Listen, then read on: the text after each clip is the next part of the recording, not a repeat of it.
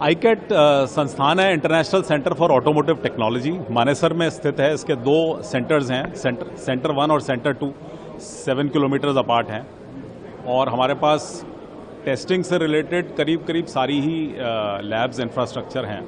और ये बिल्कुल सत्य कहा है गडकरी जी ने आज कि हम लोग न सिर्फ भारत के लिए टेस्ट कर रहे हैं, बल्कि हम काफ़ी विदेशी कंट्रीज़ के लिए टेस्टिंग कर रहे हैं। इसमें जो हमारा वर्किंग है वो करीब ऐसा है कि करीब 141 देशों के लिए हम सर्टिफाई कर सकते हैं व्हीकल्स। और एक और भी जो अच्छा प्रावधान सरकार ने किया है इसमें वो ये कि अगर कोई गाड़ी मान लीजिए एक्स कंट्री से वाई कंट्री जा रही है और भारत में उसका कोई प्लानिंग नहीं है, तो वो भी हम सर्टिफाई इंडिया में लाके कर सकते हैं। उस कार पे जो इंपोर्ट ड्यूटी है वो फ्री है और उसका सर्टिफिकेशन हम करके उसको उस कंट्री के लिए सर्टिफाई कर सकते हैं। तो ये बिल्कुल सही कहा गडकरी जी ने कि इस वक्त जो टेस्ट एजेंसीज भारत की हैं वो सब सारी की सारी आईकैट मिला के सब इस बात में सक्षम है कि वो देश विदेश की सारी टेस्टिंग कर सकती हैं, सर्टिफिकेशन टेस्टिंग सारा कर सकती हैं। देखिए, दो प्रकार की सेफ्टी होती है, एक होती है एक्टिव सेफ्टी, एक होती है पैसिव सेफ्टी। एक्टिव सेफ्टी वो होती है जो एक्सीडेंट से पहले की होती हैं कि भाई आपने सीट बेल्ट लगा लीजिए, कि भाई आपको अवेयरनेस होनी चाहिए कि लेन में चलानी है, आपको अवेयरनेस होनी चाहिए कि क्या स्पीड लिमिट्स हैं वगैरह वगैरह। दूसरी होती है पैसिव सेफ्टी की जब एक्सीडेंट हो जाता है तो किस तरह से व्हीकल बिहेव करती है, उसके लिए क्रैश टेस्ट्स होते हैं। तो ये जो पैसिव सेफ्टी है इसके लिए तो रेगुलेशन वगैरह बने हुए हैं और भारत एनकैप भी है इस वक्त, जो कि बहुत ही प्रचलित है और बहुत सारे मैन्युफैक्चरर्स इसका फ़ायदा उठा रहे हैं।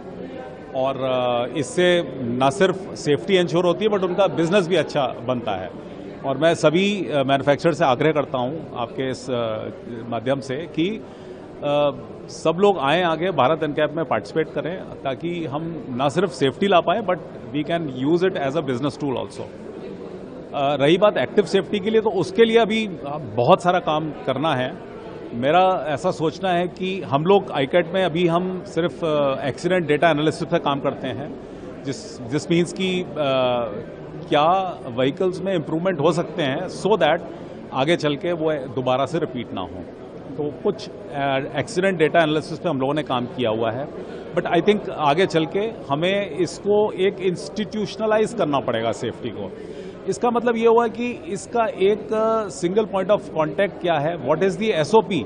जैसे आज मेरे कार का मान लीजिए एक्सीडेंट हो जाता है या किसी और की भी गाड़ी का भगवान अगर एक्सीडेंट हो जाता है, तो उसको क्या एसओपी फॉलो करनी है, क्या उसे पुलिस को कॉल करना है, क्या उसे इंश्योरेंस को कॉल करना है, क्या he is on his own. तो वो सारी चीज़ें अगर हम एक बॉडी के माध्यम से ये सब ला पाएँ तो शायद हम थोड़ा सा इम्पैक्ट कर पाएंगे इसमें। बाकी हमारा सोशल सर्कल या सोशल जो आर्किटेक्चर है इस देश का वो तो आपको मालूम ही है, बिकॉज हमारे यहाँ साइकिल भी चलती है, ई रिक्शा भी चलती है और ट्रक भी चलती है, ट्रेलर भी चलते हैं। और ऐसे ही रहेगा। मतलब मैं ये नहीं कह रहा कि गलत हो रहा है, सही हो रहा है, ये ऐसे ही रहेगा और इसी में हमें सेफ्टी को ऊपर लाना है। मेरा ख्याल अगर हम आज के पॉइंट ऑफ व्यू से देखें तो जितने भी विकसित देश हैं, चाहे वो नॉर्थ अमेरिका हो, चाहे वो यूरोप हो और चाहे वो चाइना हो, इन सब ने जो एक काम किया इनिशियली वो है रिसर्च एंड डेवलपमेंट। और उस पर उन्होंने बहुत इन्वेस्टमेंट किया और बहुत तरीके से इन्वेस्टमेंट किया, जिस वजह से वो आज की डेट में डेवलप्ड कंट्रीज कहलाए जा रहे हैं। आप उदाहरण के तौर पे अगर मैं ऑटोमोटिव के कॉन्टेक्स्ट में बात करूं तो उदाहरण के तौर पे जितनी रिसर्च अमेरिका में, यूरोप में और चाइना में आज भी हो रही है, उसका पे आउट उन्हीं लोगों को मिल रहा है क्योंकि उन्होंने पेटेंट्स बनाए हैं, उन्होंने नई नई इन्वेंशंस किए हैं, इनोवेशंस किए हैं, और जिसकी वजह से बाकी रेस्ट ऑफ द वर्ल्ड जो है वो फंक्शन कर रहा है। तो जब मोदी जी की एक बात शुरू हुई थी मेक इन इंडिया, तो मैंने उनको बहुत ध्यानपूर्वक सुना था और उन्होंने एग्जैक्टली यही कहा था कि मेक इन इंडिया का मतलब सिर्फ ये नहीं है कि हम सिर्फ मैन्युफैक्चरिंग कर दें, but you develop in India, you design and develop in India. जब हम डिजाइन और डेवलप इंडिया में करेंगे तो एकदम से एक अलग ही प्रकार की मुहिम शुरू हो जाएगी and that will actually make us आत्मनिर्भर। और R&D जिस भी देश में हम देख रहे हैं उसमें R&D has been delinked with the government and उसमें ऑटोनॉमस बॉडीज़ जो हैं वो क्रिएट की जा रही हैं which is I think a very good idea. अगर मैं आईकैट की बात करूं तो हम लोगों का केवल 40% बिजनेस सर्टिफिकेशन का है और 60% बिजनेस हम लोग development testing validation DVP testing का करते हैं।